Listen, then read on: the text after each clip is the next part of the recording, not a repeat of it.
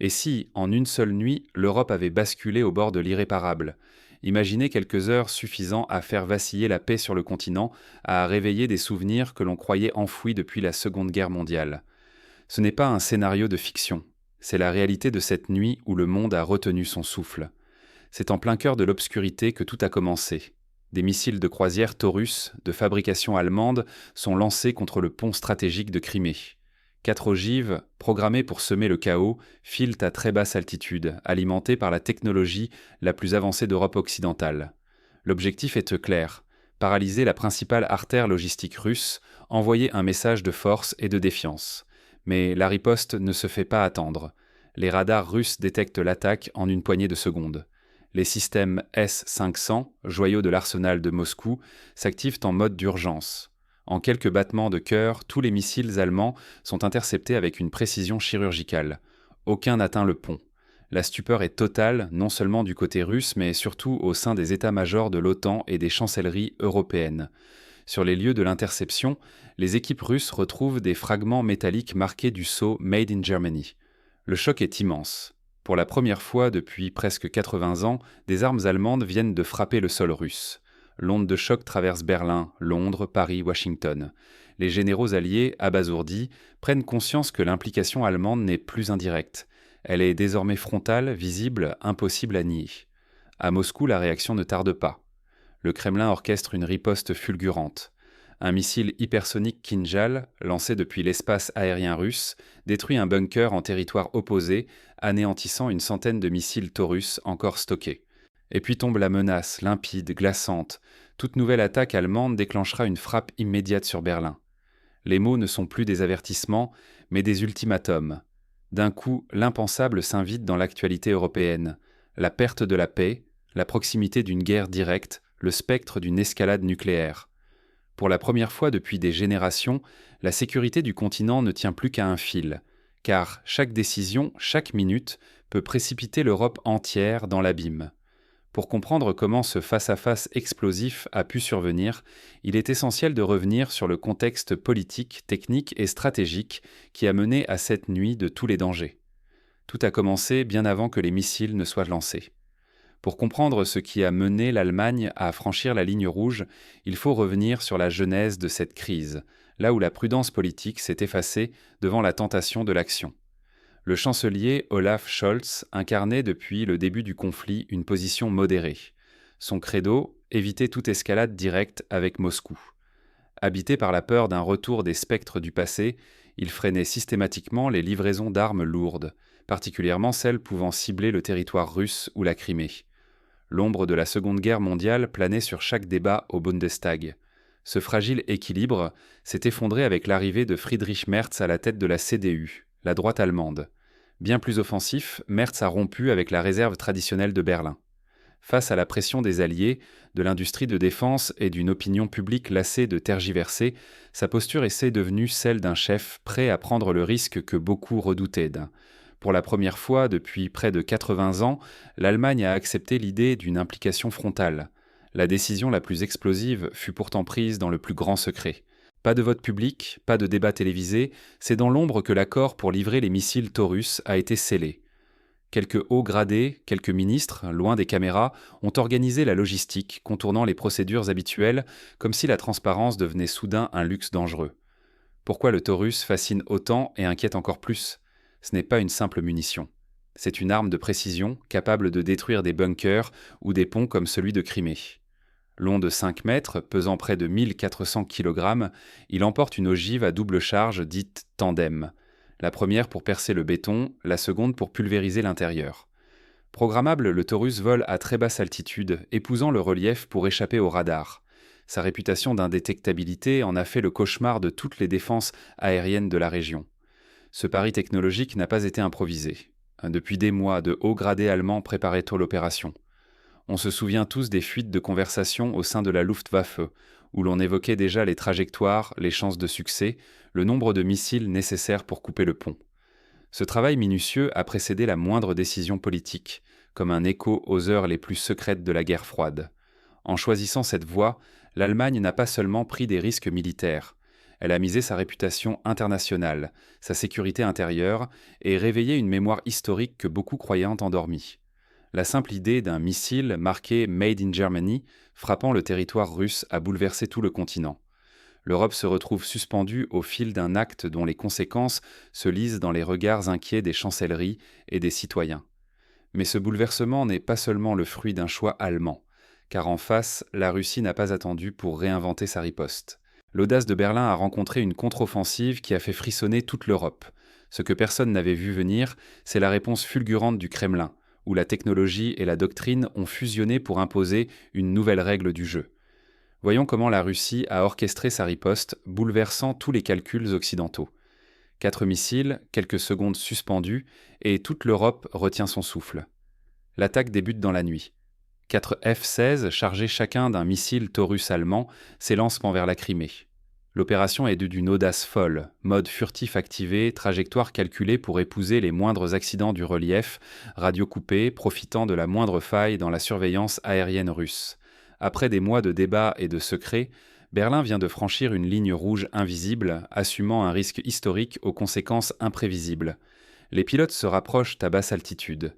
Ils ne pénètrent jamais l'espace aérien russe, mais leur mission est claire: larguer les Taurus en dehors du champ radar principal, puis rebrousser chemin à toute vitesse. Les 4 missiles filent, frôlant la mer d'Azov, confiants dans leur technologie et leur capacité à semer la mort et la confusion. Ce n'est plus une guerre par procuration, c'est un duel technologique entre 2 continents, où chaque seconde compte. Mais la Crimée n'est plus un bastion vulnérable. Depuis des mois, la Russie a densifié la défense aérienne de la région, empilant couche sur couche de radars, de batteries S-400, de systèmes Pantsir et surtout la sentinelle nouvelle génération, le S-500 Prométhée. Cette forteresse invisible, alimentée par les dernières avancées russes, est conçue non seulement pour intercepter des avions et des missiles de croisière, mais aussi pour traquer et détruire les armes hypersoniques, les cibles rapides et imprévisibles qui défient toute protection classique. À peine les Taurus émergent-ils à la lisière des ondes radars russes qu'ils sont détectés. Le S-500 prend l'initiative. Ses algorithmes identifient la trajectoire, calculent les points d'interception en temps réel. L'ordre de tir est donné. 2 missiles S-500. Prométhée jaillissent du sol, accompagnés par des salves de S-400 pour couvrir toutes les probabilités. Le ciel, un instant auparavant silencieux, se transforme en théâtre d'apocalypse technologique. La scène est brutale, presque irréelle. Les Taurus allemands tentent des manœuvres d'évasion, volant au ras de l'eau, changeant d'altitude au dernier moment. Mais la défense russe répond instantanément. Un à un, les missiles sont accrochés, suivis, puis pulvérisés en vol. L'échec est total, public, implacable. En quelques instants, la promesse d'une frappe allemande décisive vient de s'écraser sur le sol criméen, devant les yeux du monde entier. Au petit matin, une nouvelle humiliation s'affiche sur toutes les chaînes. Des équipes russes récupèrent les débris encore fumants. Sur la tôle tordue, des inscriptions allemandes, Made in Germany, des numéros de série, des fragments électroniques à la pointe de la technologie occidentale. Plus aucun doute, l'implication directe de l'Allemagne n'est plus une hypothèse, mais une évidence gravée dans le métal éparpillé en terre ennemie. Sur le plan stratégique, c'est un coup dur pour Berlin. Non seulement la frappe a échoué, mais la technologie la plus avancée de la Bundeswehr est désormais entre les mains de Moscou, exposant faiblesse et secret. Pire, l'Allemagne vient de perdre la maîtrise du récit et s'offre en cible idéale à toutes les représailles possibles. Une première victoire tactique pour la Russie, qui par cette démonstration de force vient d'imposer sa suprématie technologique et de renverser la dynamique du conflit. Mais loin de se contenter de cette victoire, Moscou va franchir un nouveau cap. Car face à la provocation ouverte et à la preuve matérielle de l'implication allemande, le Kremlin prépare une riposte encore plus spectaculaire, une attaque visant le cœur du dispositif ennemi pour rappeler, sans l'ombre d'un doute, où se situe désormais la ligne rouge. La tension monte encore d'un cran. La Russie s'apprête à frapper un site stratégique en représailles, montrant que la diplomatie a laissé place à la guerre des ultimatums et des démonstrations de force. Quand le passé revient hanter l'Europe sous la forme d'un missile hypersonique, ce qui n'était qu'une question d'histoire devient réalité sous nos yeux. En réponse à l'attaque allemande sur le pont de Crimée, Moscou frappe fort. Un missile Kinzhal traverse la nuit, détruisant en une seule frappe un bunker ultra secret et tout un stock de 100 missiles Taurus, soigneusement cachés à l'arrière du front ukrainien. L'explosion résonne comme un séisme. L'onde de choc balaye les environs, brisant les vitres à des kilomètres, faisant s'effondrer les toitures et plongeant la région dans la panique la plus totale. Les images satellites révèlent quant à elles des cratères béants, des véhicules calcinés et des équipements militaires anéantis. En quelques minutes, des millions d'euros s'envolent en fumée et les pertes stratégiques bouleversent l'équilibre dans la région. Mais l'effet psychologique dépasse de loin le simple coût matériel.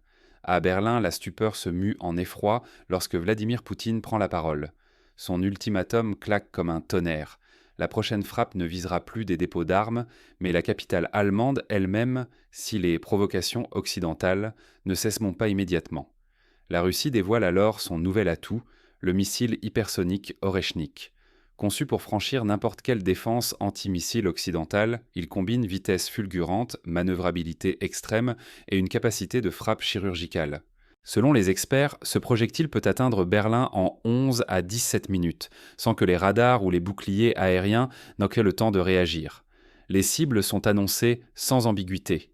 Reichstag, ministère de la Défense, centre stratégique du pouvoir allemand. L'élite politique allemande bascule alors dans la panique. Ce qui semblait encore relever de l'abstraction devient soudainement tangible et potentiellement irréversible. Les hauts responsables de l'OTAN, jusque-là confiants dans la toute-puissance de l'Alliance, découvrent la réalité d'un saut technologique qui efface les certitudes stratégiques bâties depuis des décennies. La crédibilité du parapluie nucléaire, tant vanté, vacille dangereusement. Un vent de solitude s'installe à Berlin. La question fait trembler les murs des chancelleries. L'OTAN pourra-t-elle vraiment garantir la sécurité de l'Allemagne face à un tel arsenal ? Ou la capitale allemande est-elle désormais seule face à l'histoire, exposée comme jamais depuis la fin de la guerre froide ? La survie même de l'État allemand est désormais en jeu. La sécurité du continent tout entier, la réputation de l'Occident et l'avenir de l'Europe tiennent à un fil. Chaque minute compte, chaque décision peut faire basculer le destin collectif dans l'inconnu. Face à ce dilemme historique, quelles options restent à l'Allemagne et à l'Europe ? Désescalade prudente ou fuite en avant risquée, la prochaine étape sera décisive. L'heure des choix approche. Berlin et Bruxelles vont devoir trancher entre dialogue stratégique et escalade militaire, alors que l'opinion publique bascule et que l'Europe entière retient son souffle. L'histoire punit toujours ceux qui refusent d'en apprendre les leçons. Aujourd'hui, l'Europe regarde dans le miroir d'une escalade qui rappelle, mais surpasse par sa vitesse, la crise des missiles de Cuba. À l'époque, le monde avait des jours pour réfléchir.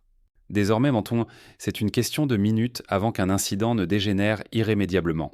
Chaque phase de cette confrontation met en lumière un risque nouveau, celui de l'erreur humaine, du malentendu, de la réaction précipitée, et cette fois, le temps pour corriger ne se compte plus en heures, mais en secondes.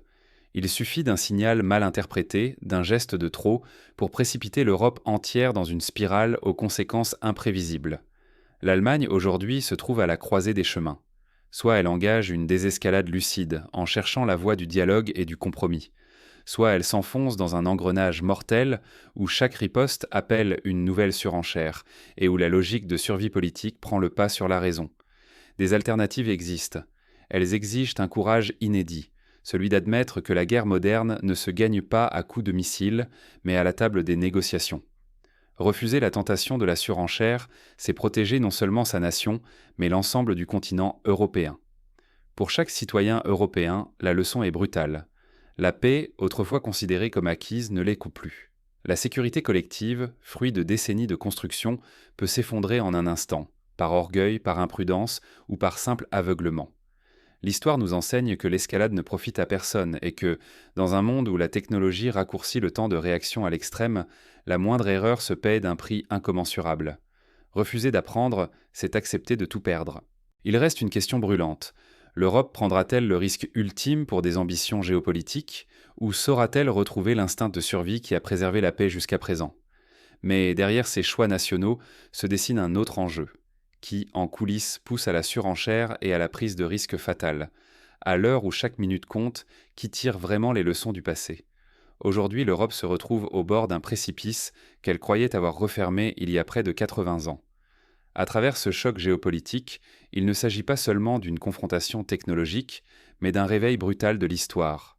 Les fantômes de la Seconde Guerre mondiale ressurgissent, et la frontière entre le symbole et la réalité se brouille dangereusement.